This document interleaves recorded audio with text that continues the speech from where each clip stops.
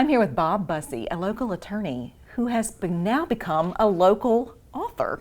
I came up with this idea to start writing some children's picture books called Audrey, Ann, and Ivy. And Are those still available? they aren't published yet. Okay. They haven't made it. Okay. So the books are different adventures that they go on. I have 6 books that I'm working on. I ended up, during that process, finding out that at LSUA, they were giving an online course on how to write and publish children's books. So at about age 68, something like that, I went back to college. Look at you. An online course, and of course I wasn't worried about a grade. Some of the other students had to take a final exam. I didn't. You didn't take the final? No, not even for fun. And that was an eye-opener. The professor had been published any number of times. Bob says publishers are inundated with thousands of submissions, so from the time you write a book to publication could take years. Recently, Bob successfully published a book of poetry. And, I know that poetry is not well read, not heavily read in this day and age. Did you read poetry before you? No. It's I think a rare person to really catch on and enjoy poetry from an early age. But then the poetry light came on for Bob, and a series of events inspired him to put his thoughts down on paper.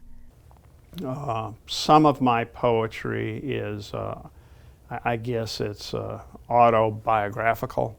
I've got one that's called In the Long Run.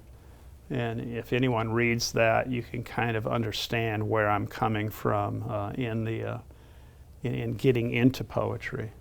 There's one I titled I Heard a Bird Chirping, and it's actually about my younger sister who ended up losing her battle with a rare form of leukemia.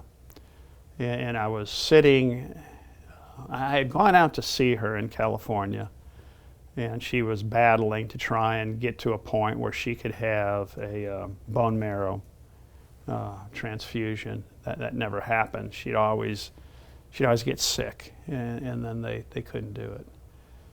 So the last time I saw her, I came back to Louisiana. Then she passes away, and I was sitting outside, and I heard this bird just chirping away, and I was thinking of her at the same time, and those two things just kind of came together, and I immediately wrote that particular poem. It's only 8, 9, 10 lines long. It's a short one. The cover of the book is a picture of Bob and his granddaughter. We were out on a walk at the beach and talking about the different little sea creatures and the creatures in the sand and other things that you could find at the beach.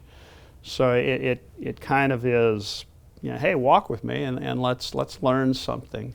And that kind of goes back to my being a teacher in earth science and life science. So I kind of point that out, not only to her. I have 4 other grandkids, and we all do that kind of stuff. If you have the writing bug and want to get published, Bob has this advice. I would recommend that they find 1 or 2 other people that they can share their writings with initially and see what those people think. At the same time, if they can find a writing group that is similar to what they want to do. And once you get in with some published authors, they also know of publishers that might be receptive to your work. There are a number of Louisiana publishers out there. If you would like a copy of Walk With Me, so you can find it on Amazon, at Books A Million online, Barnes & Noble online. You can go to the publisher's website, Austin Macaulay, and find it there. It's also available on Kindle, I think via Amazon. You can, and also Apple Books. You can find it there. I continue to write. I continue to work on my poetry. I continue to work on the children's books.